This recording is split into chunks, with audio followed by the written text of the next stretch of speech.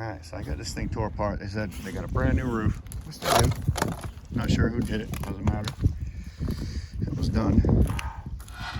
For some reason or another, they thought, well, it was leaking, I guess, as soon as they got it done.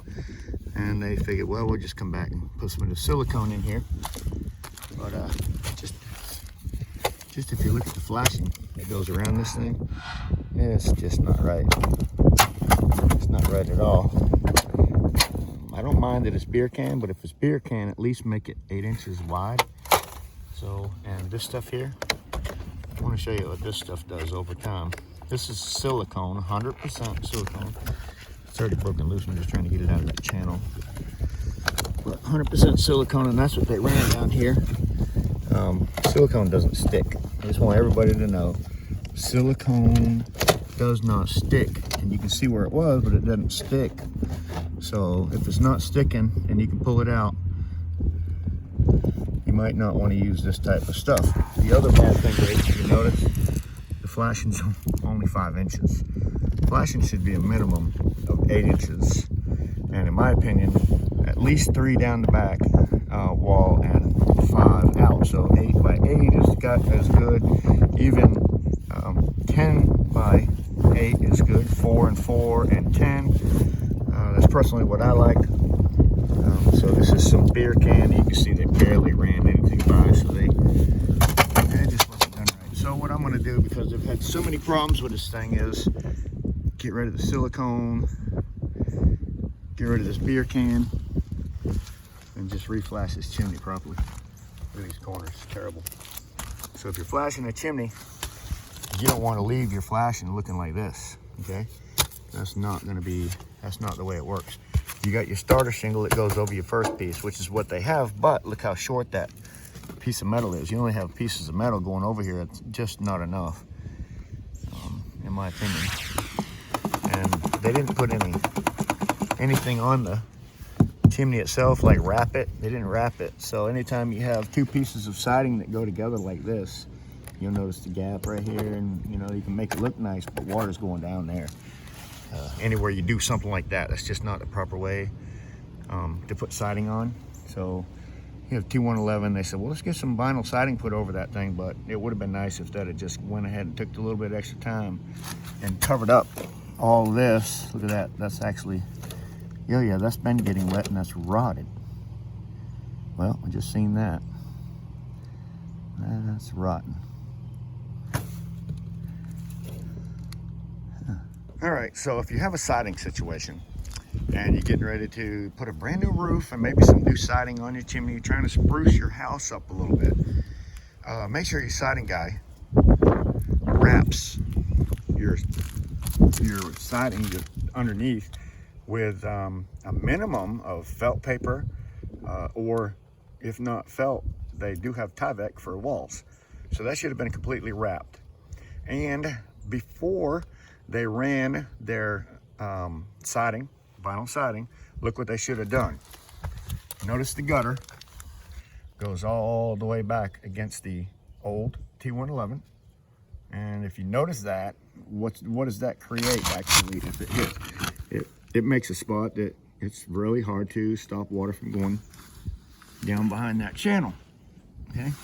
So that's what your problem is. Now, when you decide to go ahead and wrap this thing with vinyl siding, like they did, nice vinyl, corners, do all that kind of stuff, the very first thing you want to do is wrap this thing.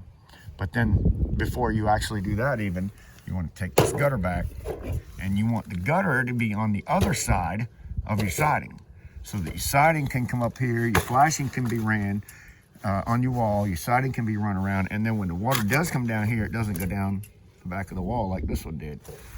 So that's always going to be a problem. So what they did is they just ran J-channel around this, and what they ended up is just rotting this all out. So they ran J-channel, flashed it, left the old crap flashing. I mean, this is just can garbage. Looks like they replaced some wood, obviously. Here, they actually went through the process of replacing the wood, but they didn't even replace the flashing that came around here. It looks like they painted some crap on it and make it look halfway decent, and they left it. So what I'm gonna do is take all this beer can off. I'm gonna fix my thing like it is, like it's supposed to be, And then somebody else is going to have to come back here and do the siding repair, because it's just not the kind of work that I do.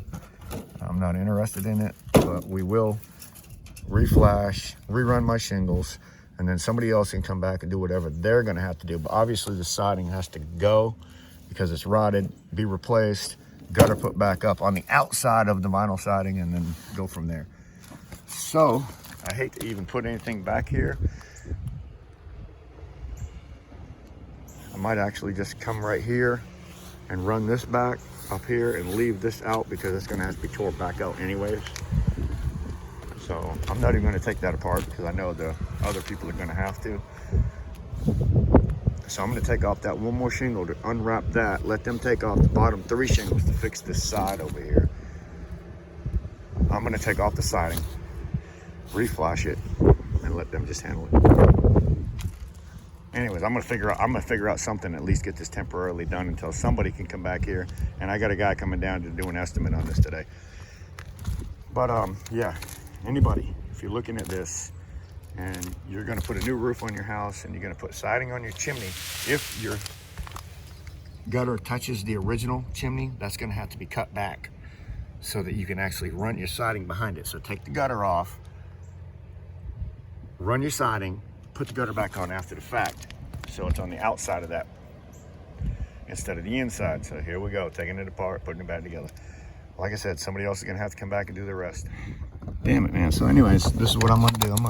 When they originally had this T111 siding and roof, this is how they caulked it. So the T111 wasn't even over the top of the flashing. So don't ask me why they did that. That was improper to start with, so you got flashing up the wall of T111, caulk the crap out of it, spray it, whatever they did. We're tearing all that out. Leave the corners on. Somebody else is gonna have to come back here and do some woodwork. I might have to tear it all back out again, but at least my flashing part will be done and correct. This is terrible. On this side, once we get all the crap tore out of there, all the way around, it was a mess. Goddamn flashing today, that was garbage.